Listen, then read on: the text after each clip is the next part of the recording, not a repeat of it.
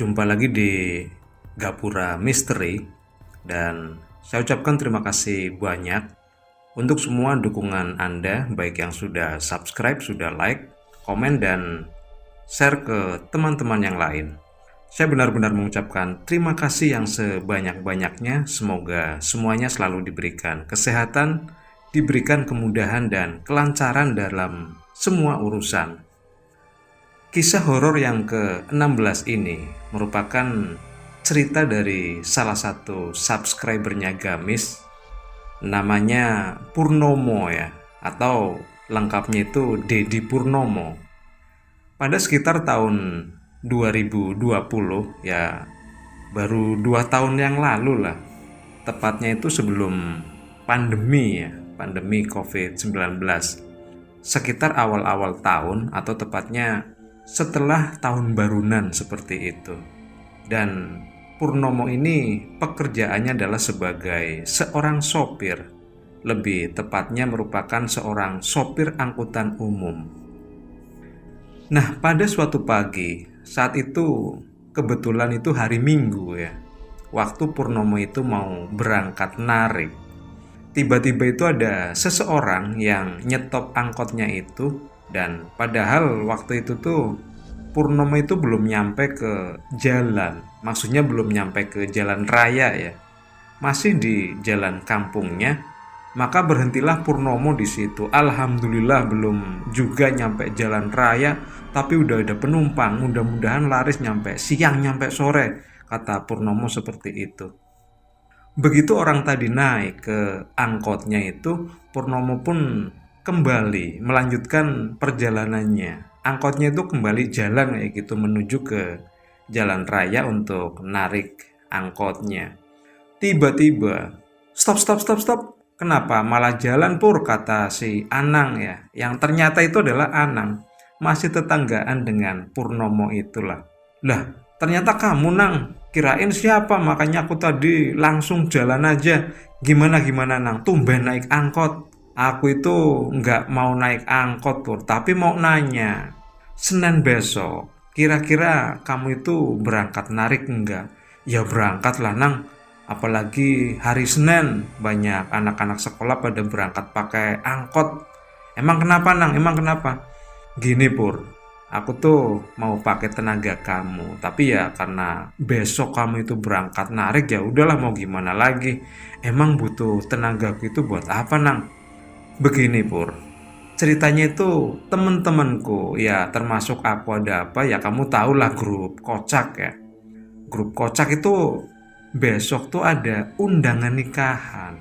Lah, aku tuh mau pakai tenaga kamu buat nyetir ya, siang-siangan lah sekitar jam 11-an. Wah, kalau jam segituan mah aku mungkin bisa Nang, jawab si Purnomo ya.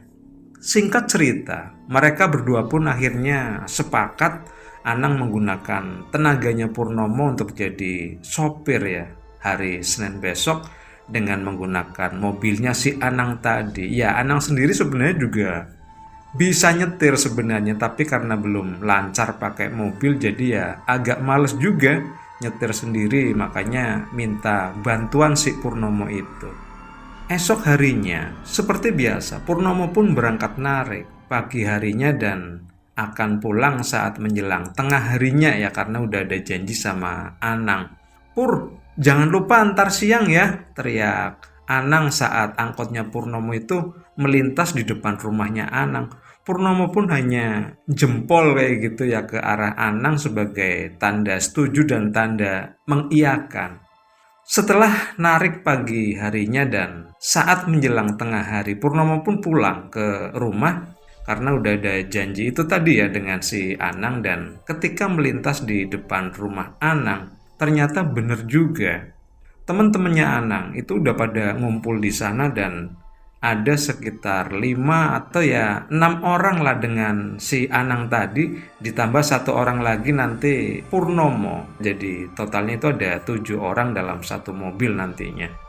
Setelah menaruh angkotnya di rumah, Purnomo pun buru-buru langsung ke rumah Anang, dan ternyata mereka semua itu udah pada siap ya. Begitu melihat Purnomo datang, masuklah mereka semua ke mobilnya Anang. Ini cowok semua nih, tanya Purnomo sambil masuk ke mobil. Ada tuh Mbok Jenah, kata salah seorang dari mereka. Dan mereka pun pada ketawa karena Mbok Jenah itu ya ternyata adalah asisten rumah tangganya Anang.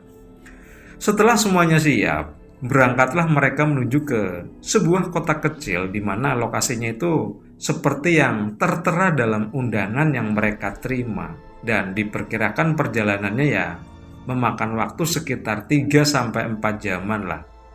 Dari awal, Anang itu menerima undangan itu nggak begitu nyadar sebenarnya. Maksudnya itu hanya nerima-nerima aja tanpa membaca dengan detail terlebih dahulu.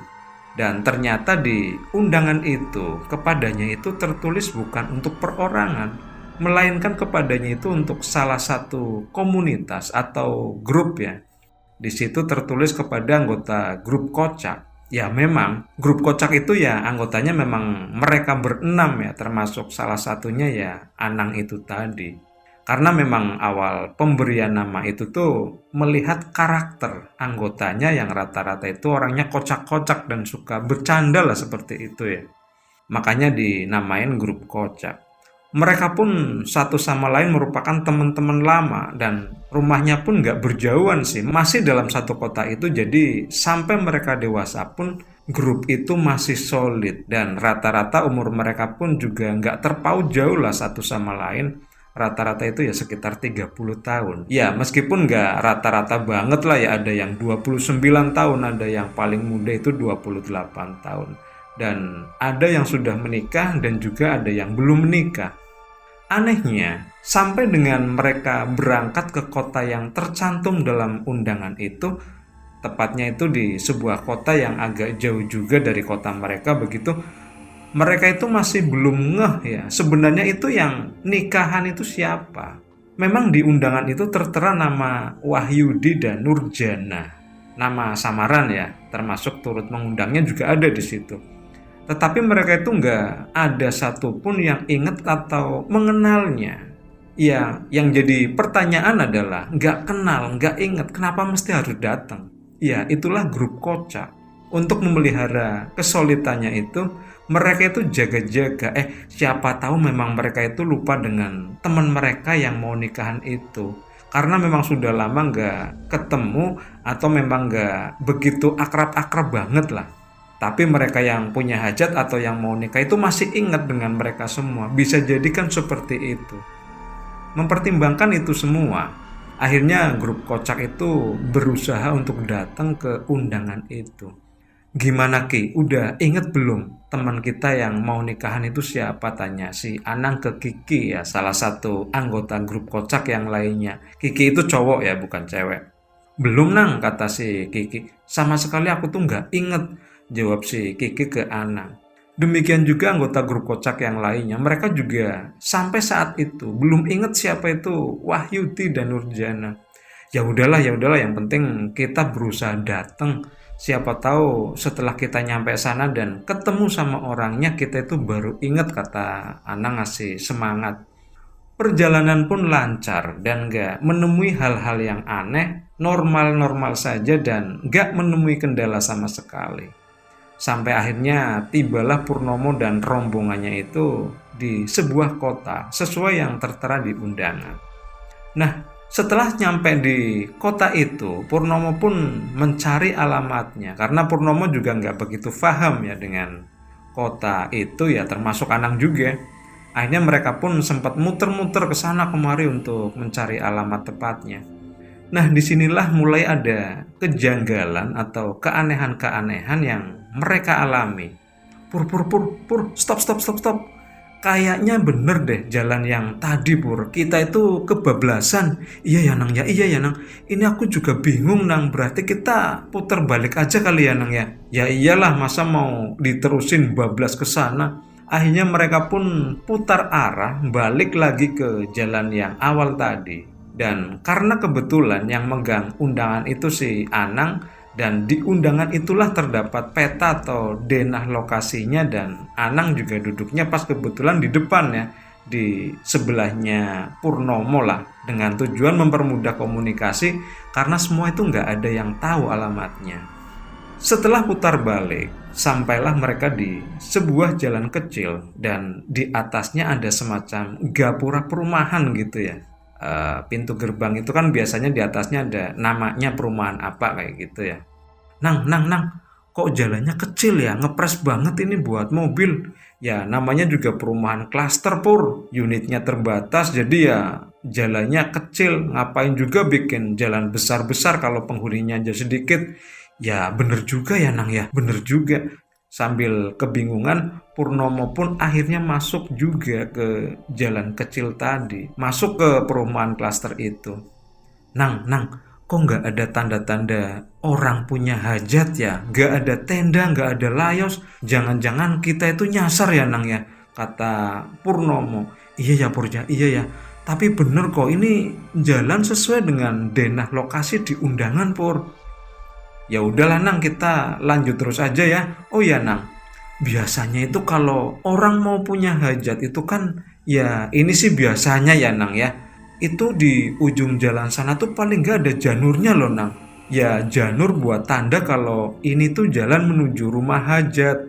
Biasanya juga ada nama mempelainya. Ya nggak semuanya sih, Pur, mungkin ini yang punya hajat itu lupa, Pur, atau nggak ada yang bisa bikin janurnya, atau bisa jadi ya sudah bikin tapi belum dipasang, kata si anak ngasal kayak gitu ya. Iya juga ya, Nang ya, kalau gitu ngaco itu ya yang punya hajat, kata si Purnomo ya.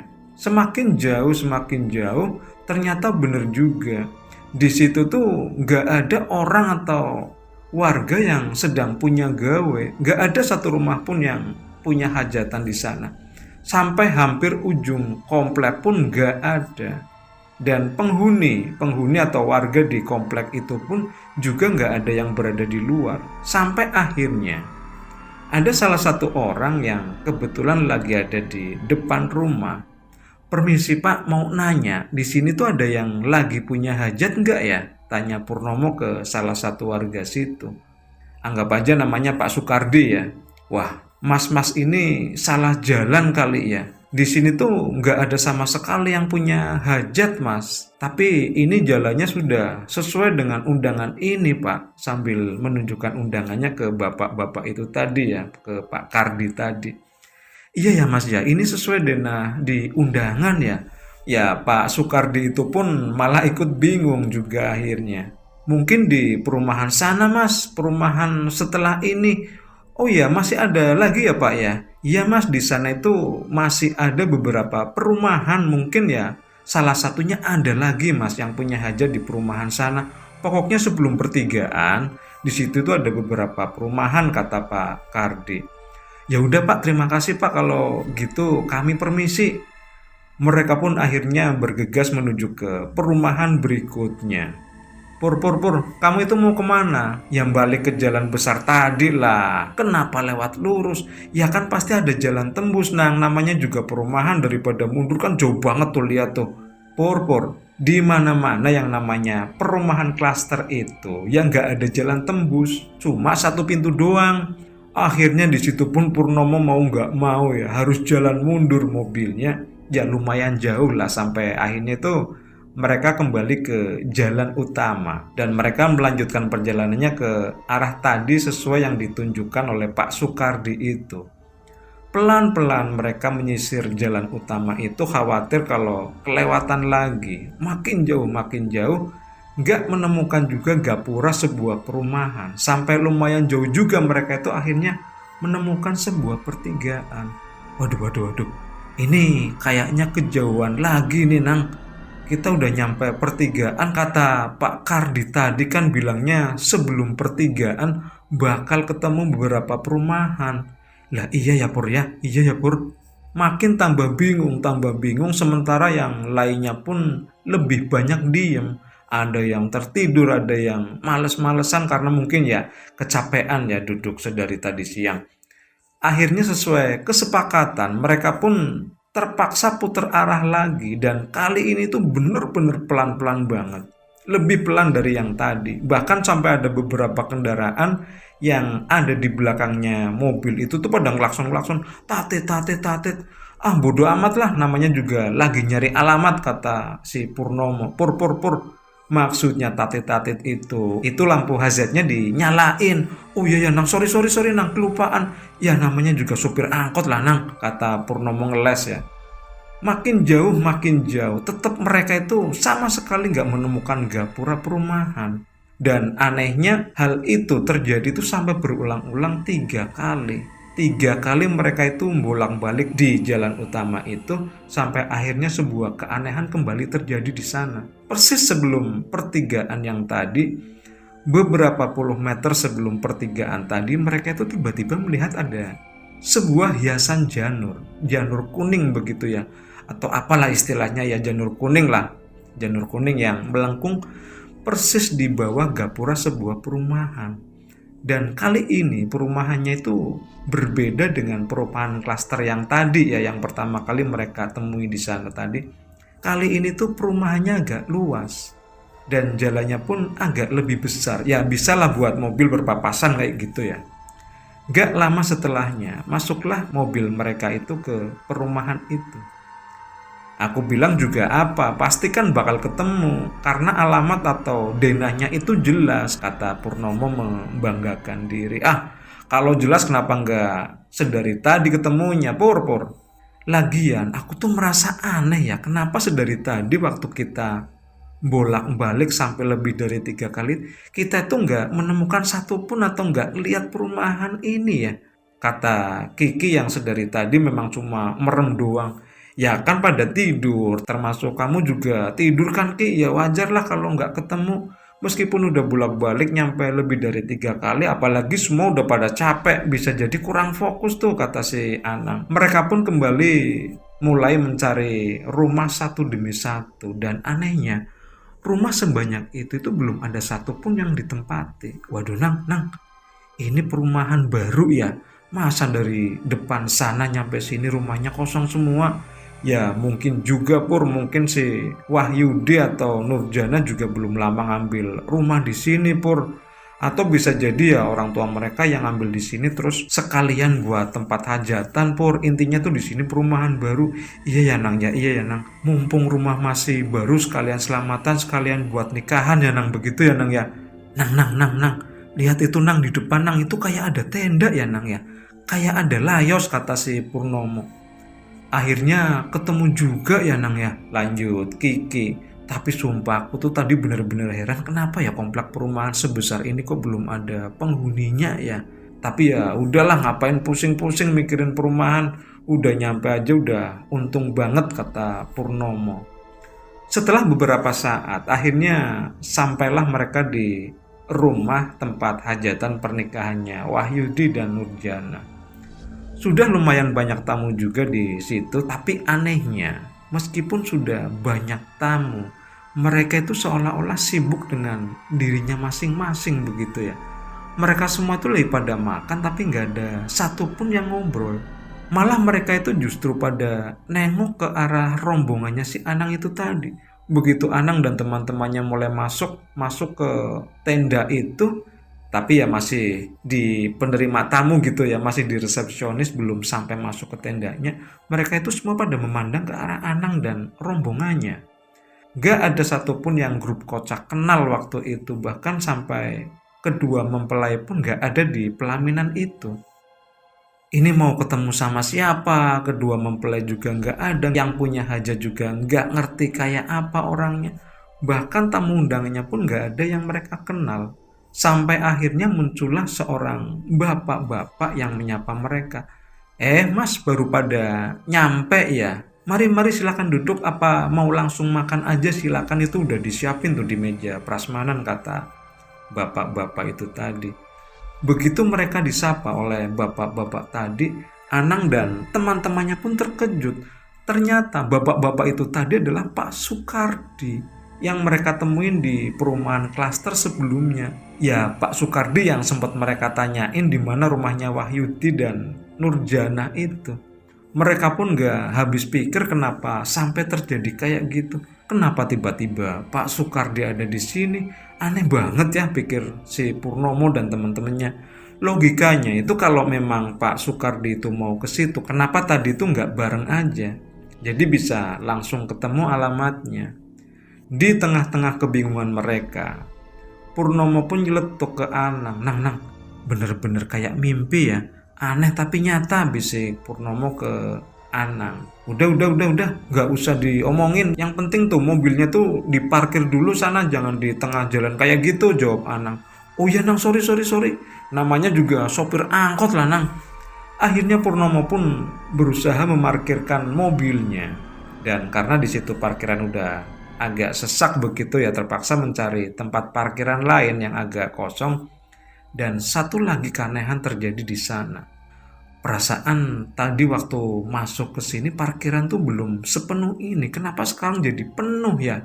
Memang ketika pertama masuk ke area hajatan belum begitu sesak ya oleh parkiran baik motor maupun mobil. Tetapi mendadak ketika itu parkiran bisa sangat penuh dan akhirnya Purnomo pun kembali mencari parkiran lagi.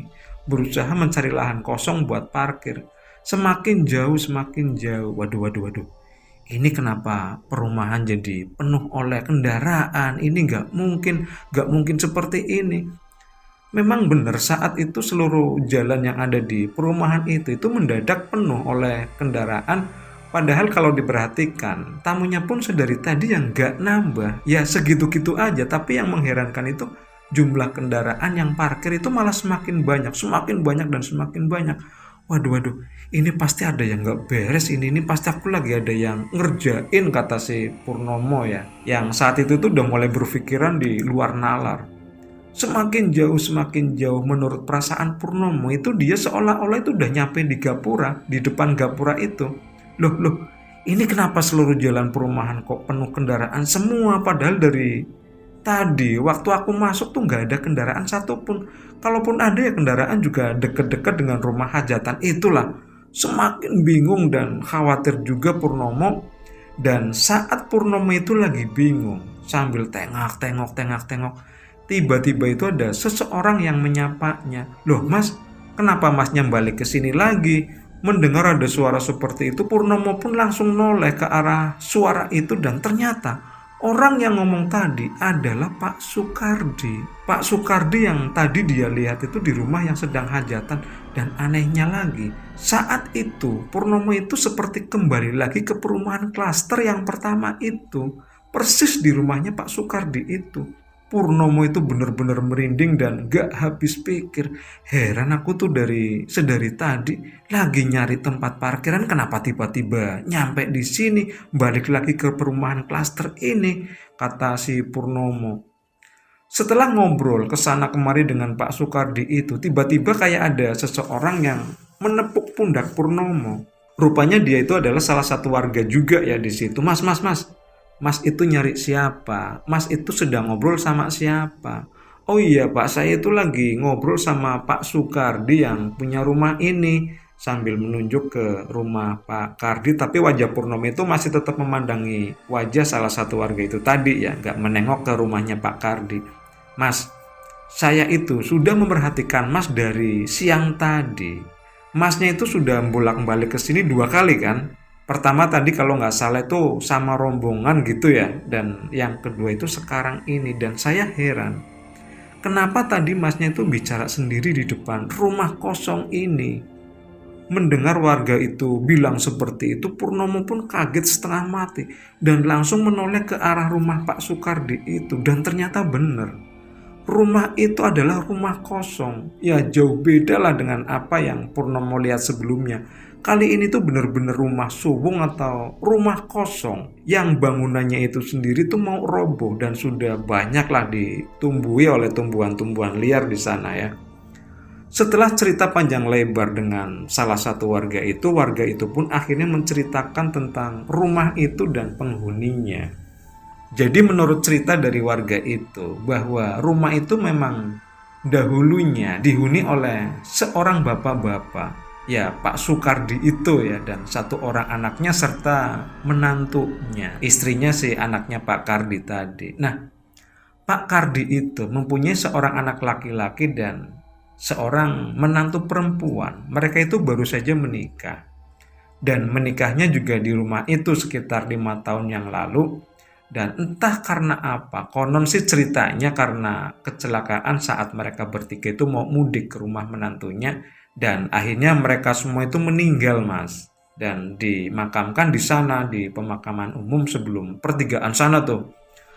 Mendengar kata pertigaan, Purnomo pun jadi ingat temen-temennya yang masih berada di rumah yang lagi hajatan itu. Perasaannya Purnomo ya waktu itu dekat dengan pertigaan itu. Oh iya Pak, selain di sini apakah ada perumahan lagi Pak ke arah pertigaan itu? Gak ada Mas, di sekitar sini ya yang ada itu ya perumahan ini, perumahan klaster ini Mas. Dan perumahan klaster ini merupakan satu-satunya di lingkungan ini. Di situ Purnomo pun benar-benar shock dan kaget. Ya pokoknya campur aduk lah antara kayak mimpi, takut dan merinding dan ya pokoknya campur aduk begitu ya. Pak, kalau boleh tahu, nama anaknya Pak Soekardi itu siapa ya Pak ya? Kalau nggak salah ingat ya Mas ya, kalau nggak salah ingat sih namanya Wahyudi atau siapalah, saya sendiri nggak begitu paham. Tapi warga sini tuh lebih sering memanggilnya dengan nama Ojleng. Ojleng, iya Mas, namanya Ojleng. Begitu Purnomo mendengar nama Ojleng, dia pun kaget dan baru ngeh bahwa ternyata nama asli dari Ojleng itu adalah Wahyudi. Ya, Ojleng ini sebenarnya adalah sahabat lamanya grup Kocak ya, yang dulu sempat dekat juga dengan si Anang, Kiki, dan anggota lainnya, sampai akhirnya lost kontak, entah kemana sampai sekarang. Dan karena memang dari awal sampai dengan lost kontak itu, grup Kocak itu yang mengenal Ojleng hanya Ojleng aja, tanpa mereka tahu nama aslinya itu siapa. Setelah jelas semuanya, akhirnya Purnomo pun berpamitan ke warga tadi dan langsung ke arah mereka semua, ke arah rombongannya ya. Balik lagi ke teman-temannya. Jangan-jangan mereka juga bukan sedang berada di hajatannya Wahyudi dan Nurjana, tapi nggak tahu di mana, pikirnya Purnomo ya. Dan setelah Purnomo mau sampai di gapura yang ada rumah hajatan itu, ternyata benar apa yang diceritakan warga tadi di perumahan klaster itu tadi, bahwa sampai dengan pertigaan itu nggak ada satupun perumahan di situ. Dan ternyata Purnomo itu melihat semacam keramaian di sana di dekat gapura itu yang dikira itu adalah gapura perumahan ya. Ternyata itu adalah gapura sebuah pemakaman umum. Dan ketika itu suasana ramai itu karena warga sekitar situ tuh melihat dan mendengar grup Kocak, personil-personil itu pada ketawa-ketawa di tengah-tengah kuburan itu dari mulai maghrib sampai dengan mendekat isya ya, mau isya gitu. Akhirnya karena warga curiga, ditemuinya mereka semua yang pada saat itu sedang duduk-duduk di atas makam sambil ketawa-ketawa, seolah itu mereka sedang pada makan ya sambil ngobrol. Tapi mereka itu sama sekali nggak megang apa-apa sebenarnya. Sampai akhirnya mereka tuh disadarkan oleh warga dan ternyata mereka itu persis berada di atasnya makamnya Wahyudi dan istrinya yang bersebelahan di situ ya.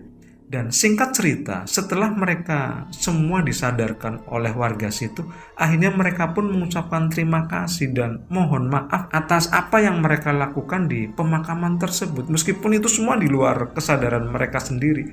Pak, mohon maaf banget ya Pak ya. Kami memang benar-benar gak sadar. Yang kami rasakan ya kami itu sedang berada di sebuah hajatan dan kami itu sedang bercengkrama Pak, sambil makan-makan dan ngobrol-ngobrol, kata si Anang mewakili grup Kocak ya. Ya udahlah gak apa-apa Mas, toh itu bukan karena kesengajaan, melainkan mas-masnya itu seperti disasarkan ke dunia yang gak kasat mata. Ya udah gak apa-apa. Sampai akhirnya mereka pun pamit pulang. Dan satu keanehan lagi, beberapa hari setelah mereka pulang dan Purnomo itu pada suatu saat sempat iseng ya gitu melihat undangannya Anang yang dari Wahyudi itu, ya karena masih merasakan heran, aneh dan gak masuk akal, akhirnya tuh dibuka lagi undangan itu yang ternyata itu masih ada di saku bajunya Purnomo ya, karena waktu itu Purnomo dan si Anang itu kan duduk bersebelahan dan mencari alamat itu, dan Purnomo itu nggak sadar itu menaruh undangan itu di saku bajunya. Dan ternyata setelah dibaca itu ternyata undangan tahun 2015. Bener-bener di situ tertulis itu 2015. Apakah ini karena seolah-olah memberikan kabar ke mereka grup Kocak agar mereka itu ditemukan kembali dengan Wahyudi setelah 5 tahun Wahyudi tiada, atau apa, mereka itu nggak ada satupun yang tahu, dan sampai sekarang itu masih menjadi sebuah misteri. Nah, itulah sebuah kisah horor yang dialami Purnomo atau Dedi Purnomo yang saat itu bekerja sebagai supir angkutan umum sekitar tahun 2020 atau awal 2020, sekitar 2 tahun yang lalu, dan semoga bisa menjadi pelajaran buat kita semua. Ya, paling tidak bisa menghibur teman-teman semua gitu ya. Sekali lagi terima kasih untuk Anda semua. Jangan lupa subscribe, like, komen, dan share ke teman-teman yang lainnya. Dan bagi Anda yang punya pengalaman horor atau pengalaman misteri dan ingin berbagi dengan teman-teman yang lainnya di Gapura Misteri, silakan kirimkan cerita Anda melalui email ke gapuramisteri@gmail.com. Dan sampai jumpa lagi di kisah yang berikutnya.